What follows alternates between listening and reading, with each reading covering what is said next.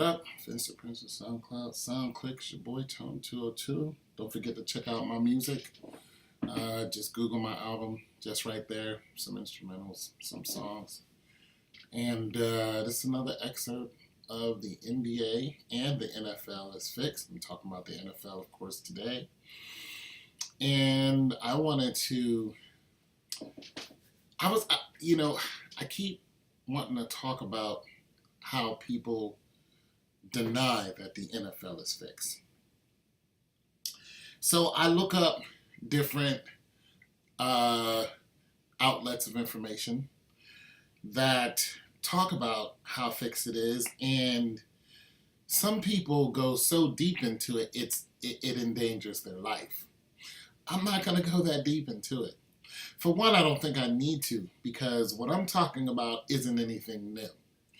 There has been skepticism over the NFL and the NBA, the MLB, the I don't know what the soccer acronym is, but for soccer, track and field. I mean, it's getting pretty bad. Even the MMA. I mean, it's pretty bad, and it doesn't even start with professionals. I mean, it's in college. It's just really crazy. Remember Brad Bosworth?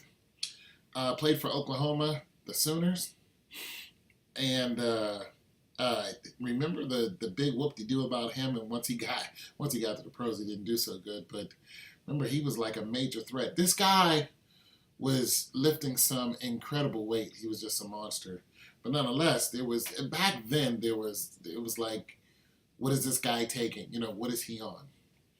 So there has been college players in pretty much all sports who have been looked at. I mean, even wrestling now, of course, you have the whole transgender issue now, because a high school kid won every match that she was in, but she is transgender, so she looks like a he, and the other girls were like, it's not fair because he is taking male hormones. So there's that. And then, of course, also in transgender and track and field, you got the girl Semenya, who runs the 800. She has a lot more male hormones in her body naturally, and she blows people out in the 800. But nonetheless, so getting back to the high school level, I wanted to look at Maurice Clarett. One, I live in Columbus, Ohio. I'm 49 years old. I'm almost 50 this year. So I have been here for a while, probably 30 or more years, even though I'm not from here, I'm from Pittsburgh. Nonetheless, but when you're talking about Maurice Clarett, he is probably the biggest college name, or he's the second biggest college name that you could throw around Columbus, Ohio, because of the national championships. I think back in 2002, and he was a sophomore. Nonetheless, there's only one other person who's done it bigger than him, and that was I forgot the guy's name. I can see his face. He does commercials here, but nonetheless, Ohio State is very loyal, very, very loyal to whoever helps them win those national championships, even when you get in trouble. So when we're looking at Maurice Clarett, and I'm going somewhere with this as far as the NFL is fixed, we're looking at Maurice Clarett. I tried to take some notes. Maurice Clarett basically, what he did in 2002 was he won the national championship. And then in, I think, 2003, he got into trouble because he was accepting gifts. Now, we know college players accept gifts. They get, when it comes to grades, they just get, don't even worry about it type of thing. You're helping us win a national championship. You're bringing in revenue to our school of 60,000 people, And you put us up on the ratings. You're bringing us in more ad ratings. Just you, that one person, is bringing in so much money. And that's why I talk about LeBron James all the time, because he brings in $500 million a year to Cleveland. And when he leaves, people lose their jobs, lose their houses. Some people lose their lives. It's really amazing what LeBron is to Cleveland. But the same thing, Maurice Clarett, he isn't as powerful as LeBron, but nonetheless, it's understood that when one person does so much for that university, it brings up that town financially, and so on and so forth. It's all cyclical. But what Maurice Clarett was arrogant. And basically what he did, you guys probably already know the story, but I'm going to reiterate it anyway and bring it into what I'm talking about. Basically what he did was he was accepting gifts. You're not allowed to do that in college. But he was so blatant with it, he bragged about it. We already know players do this. We know you guys do it, but he was braggadocio about it. He was, I don't have to go to school. And it just got to the point where it was so much in everybody's face. It was like, boom, we're going to penalize you.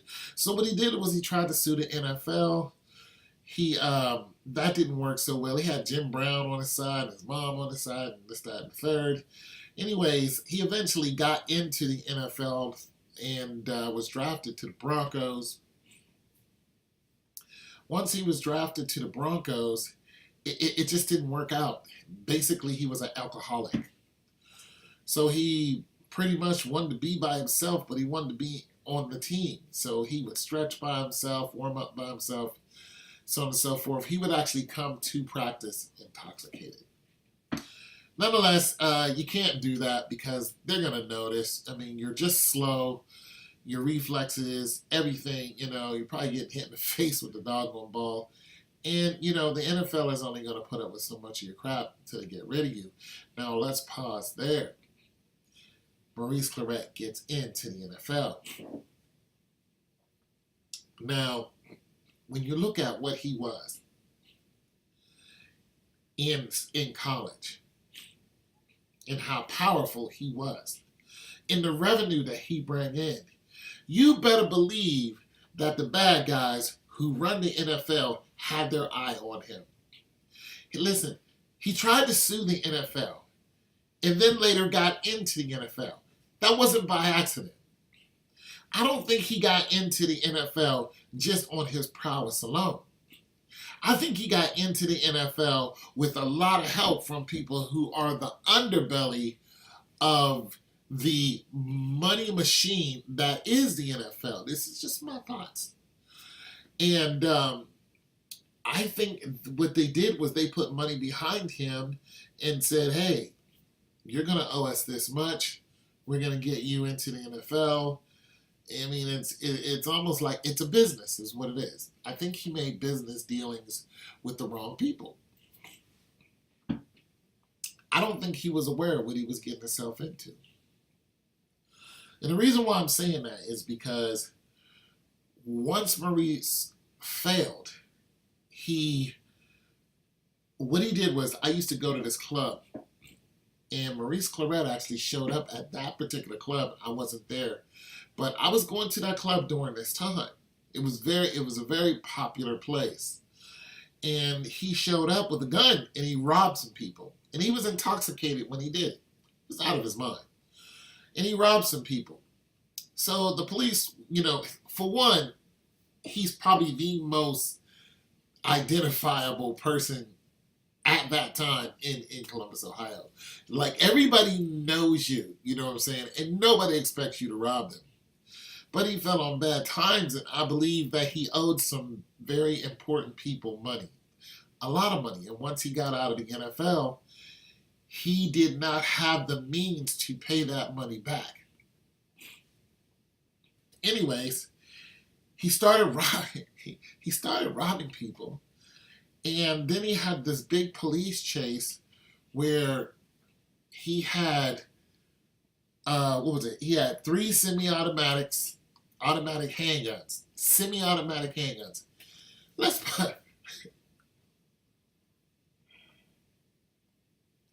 take a pause right there. A gun charge. Here. It's 5 years. One gun. One illegal gun. That's one gun. He had 3. And then he had an AK-47. Okay? You have an AK-47. You're not allowed to have an automatic rifle. I don't think he modified it to be a semi-automatic rifle. Because you are allowed to own semi-automatic rifles. But you're not allowed to own an automatic rifle. I don't think he modified any of those weapons legally, because I think he had every intent to kill anyone who was trying to come at him, and I think he knew who was trying to come at him. You're riding around with all of those weapons in your car. Listen, you by yourself. I didn't see if it was like a bunch of gang members. No, this is one person at 25, 26 years old, riding around with all these weapons, and the police are chasing him. He drove his SUV until the tires blew off, and you seen sparks from the rims hitting. I mean, when they say drive it till the wheels fall off, he literally did that. Like, he wasn't, like Maurice Clarett he wasn't scared. He was terrified. He was ready to go to war. And when I saw that, when I saw that, I was just like, you know what? He's not afraid of the police. That isn't who he's terrified of. He's not afraid of the neighborhood, gangster, whatever. That's not who he's afraid of. He is ready to go. He's ready to go to war, to death. Like, there's somebody scaring him that is bigger than what we see. And I think it all stemmed from the NFL. Because before that, even when he wasn't in the NFL and he was not in college, he wasn't acting like that. He wasn't acting erratic, you know what I mean? He wasn't doing stuff like that. He was just really trying to sue the NFL, and it was like a big thing because he got caught for being stupid, pretty much. So he was not in his right mind, but a lot of times, we do stupid stuff. I'm just going to do it. So he thought he could beat the system. It's like, oh, okay, no big deal. But when you're riding around with an AK-47 and 3 semi-automatic guns, handguns, no. Something has scared the living daylights out of you. There is something larger than life, and it's coming after you, and you're aware of it. So I think that he was getting tracked down by, I'm just going to say, the bad guys who fix the NFL. I think this happens to pretty much every player that gets into the NFL, as far as these guys get in touch with you. I think, these large contracts that these guys are constantly trying to get, especially after taxes. I mean, let's just say that, we did this already. We did the lowest paid person the average paid person in the NFL was $1.6 million. We already did the whole tax bracket. I think it's 38% or 36%. Anyways, yada, yada, yada. After taxes of $1 million, you got maybe 640,000. If that, I don't even know. But nonetheless, there are other people taking chunks out of that. Your agent, your lawyers, so on and so forth. And then there's the people you don't know about who aren't supposed to have anything to do with the NFL. Now, recently I was listening to an excerpt of a guy who was talking about he goes to certain organizations and he talks to those people about how they fix the NFL. So this video goes out to, a couple people who've come to my channel and say, it's not right in my face. It's not fixed. It's not right in my face. Nobody's coming out and saying it's fixed. There's no spouse coming out and saying that it's fixed. It's like, you know what, buddy? It is in your face. These organizations that fix the NFL, it's not like they're hiding anymore. Listen, when this investigator went and talked to these people, he was talking to them to write a book. They were talking to him. He said, if you treat them with respect, they treat you with respect. They were telling him everything. They have no qualms about it. They don't care if you know that the NFL is fixed because they're still going to make their money. Listen, horse races, the NFL, it's the same thing. They're all betting on it. It's all fixed. You think those jockeys don't get themselves in bad situations when they lose? Heck yeah, you need to read the news because one of them just got his head blown off after he lost a race. So I'm telling you, you don't have to believe me. I'm just a guy sitting, at this crib talking about it. But you need to not be so naive. If you don't want to believe it's fixed, okay, fine. But don't get into an argument with people about how much it isn't fixed when we can show you that it is fixed and then try to call us crazy. We know we're not crazy. We know we're not conspiracy theorists. We know that the Jews, not the Jewish, or excuse me, we know that the Jewish people run all of these organizations. We know that they pretty much run the world, pretty much. I mean, they control the World Bank. You know what I mean? All the bailouts and that comes from them. They have been doing this for centuries, ever since the Black Plague. I mean, these people are warmongers. You know what I mean? I mean, it's so much information when you start looking up who really controls America. It's not the freaking president. I mean, come on. So I'm just saying, people, my job is not to try to convince you that the NFL is fixed.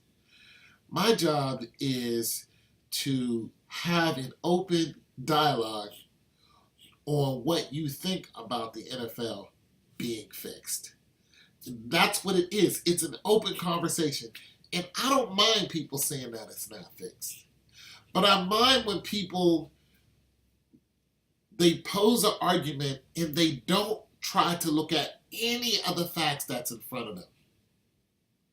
They try to cover the whole thing up. They try to smear it over and try to say, that didn't happen. Well, we can show you that it's happening. We can direct you to websites that make it clear that it's happening. We can show you referees that make it clear that it's happening. We can show you video documents of the actual game and say, how do you go from 1st and 20 on the same play, then there's a foul called against the offense, which was the Pats, number 88, for holding.